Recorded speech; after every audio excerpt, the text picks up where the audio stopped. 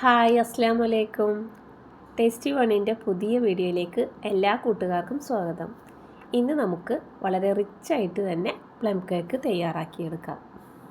അതിനായിട്ട് ഇപ്രാവശ്യം ഞാൻ വീട്ടിൽ സോക്ക് ചെയ്ത് വെച്ചിട്ട് ഉള്ള ഫ്രൂട്ട്സിലെല്ലാം കേക്ക് തയ്യാറാക്കിയെടുക്കുന്നത് നമുക്ക് കടയിൽ നിന്ന് വാങ്ങിച്ചിട്ടുള്ള ഡ്രൈ ഫ്രൂട്ട്സിലാണ് കേട്ടോ.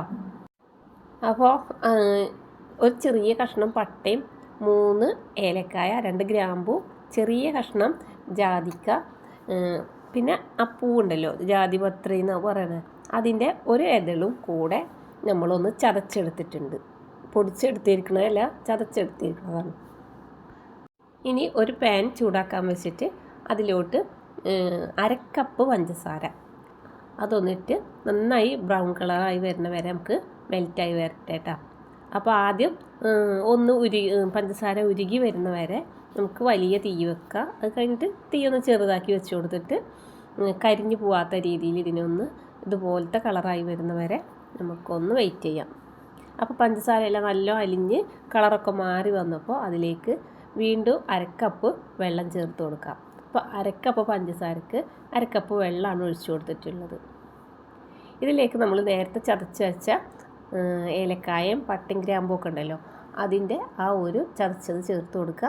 എന്നിട്ട് ചൂടാറിയ ശേഷം അതിൻ്റെ സ്മെല്ലൊക്കെ അതിൽ പിടിച്ചിട്ടുണ്ടാവും. നമുക്കതൊന്ന് അരിച്ച് മാറ്റി വെക്കാം കേട്ടോ. ഇനി ഒരു ബൗളിലോട്ട് 2 കോഴിമുട്ട പൊട്ടിച്ചൊഴിച്ചിട്ടുണ്ട്. ഒട്ടും നനവില്ലാതെ തന്നെ ബൗളുണ്ടായിരിക്കണം. പിന്നെ 1 കപ്പ് മൈദ, അതിലേക്ക് 1 ടീസ്പൂൺ കൊക്കോ പൗഡറും, 1/4 teaspoon baking soda, 1 teaspoon baking powder, 1/2 കപ്പിലും കുറച്ച് കുറവായിട്ടാണ് ഞാൻ പഞ്ചസാര എടുത്തിട്ടുള്ളത്. കാരണം ഒത്തിരി മധുരമായി പോകണ്ടെന്ന് വിചാരിച്ചിട്ട് 1/2 കപ്പ് വരെ പഞ്ചസാര നമുക്ക് ചേർത്ത് കൊടുക്കാം. പിന്നെ 3/4 ടീസ്പൂണ് വാനില എസൻസ് നമ്മുടെ ഈ 2 കോഴിമുട്ടയിലേക്ക് ഒഴിച്ചു കൊടുക്കുക. എന്നിട്ട് ഈ കോഴിമുട്ട നന്നായി ഒന്ന് ബീറ്റാക്കിയെടുക്കുക. അപ്പോൾ ഒന്ന് ആദ്യം കോഴിമുട്ട നന്നായി പതഞ്ഞ് വന്നാൽ നമ്മൾ എടുത്ത് വെച്ചിരിക്കുന്ന ഈ 1/2 കപ്പ് പഞ്ചസാര ചേർത്ത് നന്നായി ഒന്ന് മെൽറ്റായി വരുന്ന വരെ ബീറ്റ് ചെയ്തെടുക്കാം. അപ്പോൾ നമ്മുടെ കോഴിമുട്ട നന്നായി ഒന്ന് പതഞ്ഞ് പൊങ്ങി കിട്ടും. അപ്പോൾ പ്ലം കേക്ക് പല രീതിയിലും എല്ലാവരും തയ്യാറാക്കിയെടുക്കുന്നുണ്ട്. അപ്പോൾ ഇതൊരു വ്യത്യസ്തമായിട്ടുള്ള രീതിയിൽ തന്നെയാണ് ഞാനിന്ന് തയ്യാറാക്കിയെടുക്കുന്നത്. ഇതിലേക്ക് മൊത്തം ഡ്രൈ ഫ്രൂട്ട്സായിട്ടും ക്യാരറ്റായിട്ടും നമ്മൾ 1.5 കപ്പ് സാധനങ്ങൾ എടുത്തിട്ടുണ്ട്. അതിൽ ഒരു വലിയ ക്യാരറ്റ് ചീവിയെടുത്തതുണ്ട്. പിന്നെ നമ്മൾ കടയിൽ നിന്ന് വാങ്ങിച്ച ഡ്രൈ ഫ്രൂട്ട്സ് ചെറുതായിട്ട് നുറുക്കിയെടുത്തത്, അത് വലിയ കഷ്ണങ്ങളായിരുന്നു, ഞാനത് ചെറിയ കഷ്ണമാക്കിയിട്ട് നുറുക്കിയെടുത്തു. ഒരു 10 ഈത്തപ്പഴം, 1 ടീസ്പൂണ് വലിയ ടേബിൾ ടീസ്പൂണ് ഇഞ്ചി വിളയിച്ചത്, പിന്നെ നാരങ്ങയുടെ തൊലി വിളയിച്ചെടുത്തത്. അതിനൊന്നും കയ്പ്പ് രസമല്ല കേട്ടോ, ഒക്കെ വിളയിച്ചെടുത്താൽ ഒരു മധുരം തന്നെയാണല്ലോ. നാരങ്ങയുടെ തൊലി ഒരു 2 ടേബിൾ ടീസ്പൂണ്, ഉണക്കമുന്തിരി ഒരു 16 ഉണ്ട്. പിന്നെ എല്ലാം കൂടെ നമുക്കൊന്ന് ചെറുതായി മുറിച്ചെടുക്കുക. എന്നിട്ട് ഇപ്പോൾ ചുക്കുപൊടി അതാണ്, ചുക്കുപൊടിയുടെ ഒരു ഫ്ലേവറാണ് നമ്മുടെ ഇഞ്ചി വിളയിച്ചതിന്. അതും കൂടെ ചേർത്ത് നമുക്ക് ഇന്ന് ആദ്യം ഒട്ടിപ്പിടിച്ചിട്ട്, അതായത് സോക്ക് ചെയ്തിട്ടുള്ള ആ ഒരു നനവുണ്ടാവുമല്ലോ, അതെല്ലാം കൂടെ ഒന്ന് മിക്സാക്കിയെടുക്കാം. അപ്പോൾ എല്ലാ ഭാഗത്തേക്കും കഷ്ണങ്ങളൊക്കെ മിക്സായി കിട്ടും. പിന്നെ ഒരു 10 ചെറി. അപ്പോൾ ഇതിൻ്റെയൊക്കെ അത്യാവശ്യം മധുരം നമുക്ക് കേക്കിലേക്ക് കിട്ടും. അപ്പോൾ അതുകൊണ്ടാണ് ഞാൻ പഞ്ചസാര, നമ്മൾ കോഴിമുട്ടയിൽ ചേർക്കുന്ന പഞ്ചസാര ഒരു 1/4 കപ്പിൻ്റെ അടുത്തെടുത്തിട്ടുള്ളൂ. 1/2 കപ്പ് തികച്ച് എടുത്തിട്ടില്ല. മധുരം ഒത്തിരി ഇഷ്ടമുള്ളവർക്ക്, പ്ലം കേക്കിനൊക്കെ മധുരം ഉണ്ടാവും. അപ്പോൾ ഒത്തിരി മധുരം വേണമെന്നുള്ളവർക്ക് നമുക്ക് 1/2 കപ്പ് ചേർത്ത് കൊടുക്കാം കേട്ടോ. അപ്പോൾ ഇത് നമ്മളെ വീട്ടിൽ കഴിക്കാൻ വേണ്ടിയിട്ട് ഉണ്ടാക്കിയതാണ്. അപ്പോൾ അതുകൊണ്ടാണ് ഞാൻ ഇത്തിരി മധുരം കുറച്ചത്. ഇപ്പോൾ ഇതാ നമ്മുടെ ഈത്തപ്പഴമൊക്കെ മുറിച്ചിട്ട് കൊടുത്തപ്പോൾ അതൊക്കെ നല്ല ഒട്ടി പിടിച്ചിട്ട് കഷ്ണങ്ങൾ നമ്മൾ ആ മുറിച്ച പാട് കിടക്കുന്നുണ്ട്. അപ്പോൾ അതൊക്കെ ഒന്ന് വേറെടുത്തി വെക്കുക. എന്നിട്ട് ഇതിലേക്ക് ഒരു 2-3 ടേബിൾ ടീസ്പൂണ് മൈദ അത് ചേർത്തിട്ട് നമുക്കൊന്ന് കൈകൊണ്ട് ഈ മൈദയുടെ മിക്സ് എല്ലായിടത്തേക്കും എത്തുന്ന വിധത്തിൽ, അപ്പോൾ എന്നെങ്കിലാണ് നമ്മളെ ഈ ഒരു ഫ്രൂട്ട്സിൻ്റെ കഷ്ണങ്ങൾ കേക്കിൻ്റെ എല്ലാ ഭാഗത്തേക്കും നമുക്ക് എത്തിക്കിട്ടുള്ളൂ. എന്നിട്ട് ഒന്ന് എല്ലാ വശത്തേക്കും എത്തുന്ന വിധത്തിൽ നമുക്കൊന്ന് ഇതിനൊന്ന് മിക്സാക്കിയിട്ട് എടുക്കാം. അപ്പോൾ നമ്മൾ കോഴിമുട്ട ബീറ്റാക്കിക്കൊണ്ടിരിക്കുന്ന സമയത്ത് ഒന്ന് കറണ്ട് പോയിട്ടാണ്.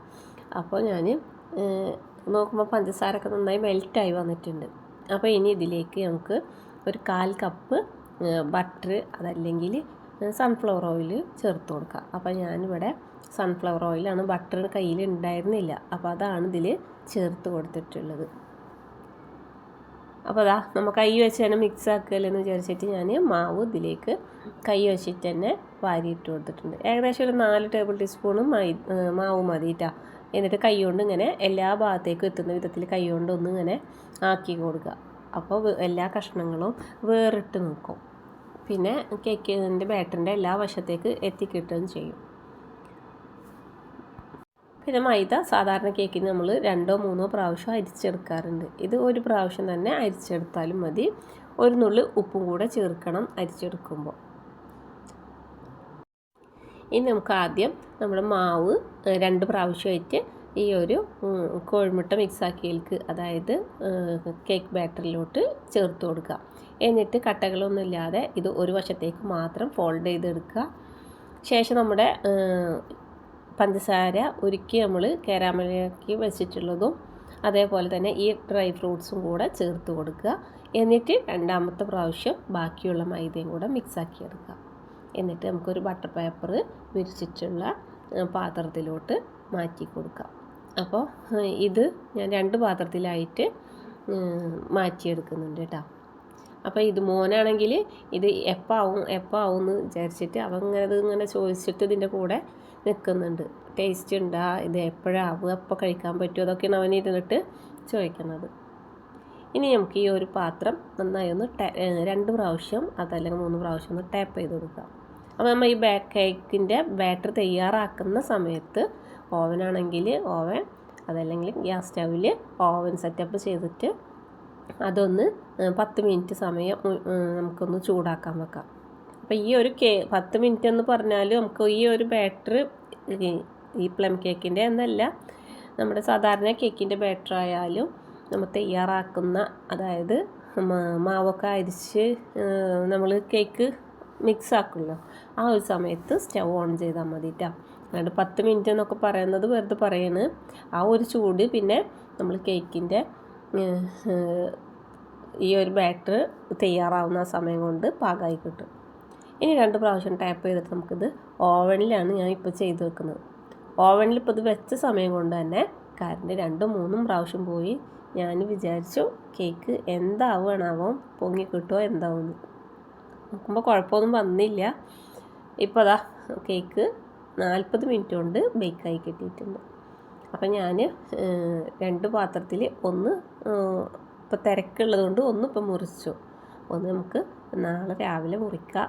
അതായത് അപ്പോഴേക്കും ഇത് നല്ല ടേസ്റ്റ് ആയിട്ടുണ്ടാവും, ഇതിൻ്റെ മധുരവും എല്ലാം കറക്റ്റായിട്ട് കിട്ടും. അപ്പോൾ ഒരു ദിവസം ഇരുന്നിട്ട് കഴിക്കുമ്പോഴാണ് ഈ പ്ലം കേക്കിന് ടേസ്റ്റ് കൂടുക. പ്ലം കേക്ക് എന്നല്ല സാധാരണ ഏത് കേക്കാണെങ്കിലും. അപ്പോൾ വളരെ ടേസ്റ്റ് ഉണ്ട്, വളരെ റിച്ചായിട്ട് തന്നെ ഇരിക്കുന്നുണ്ട്. പിന്നെ ഇതിൻ്റെ കളർ ഒന്നും കൂടെ നമുക്ക് ബ്രൗൺ ആയി കിട്ടണമെങ്കിൽ ബ്രൗൺ ഷുഗർ തന്നെ ചേർക്കാൻ ശ്രദ്ധിക്കുക. വീഡിയോ കണ്ട് ഇഷ്ടപ്പെട്ടെങ്കിൽ ലൈക്ക് ചെയ്യുക, ഷെയർ ചെയ്യുക, സബ്സ്ക്രൈബ് ചെയ്യുക. തൊട്ടടുത്ത് കാണുന്ന ബെല്ലൈക്കൻ കൂടി ഒന്ന് ക്ലിക്ക് ചെയ്ത് തന്നെ സപ്പോർട്ട് ചെയ്യുക. ഇൻഷാ അല്ലാഹ് പുതിയ നല്ലൊരു വീഡിയോയുമായി വരുന്നതിലേക്കും എല്ലാ കൂട്ടുകാർക്കും അസ്സലാമു അലൈക്കും.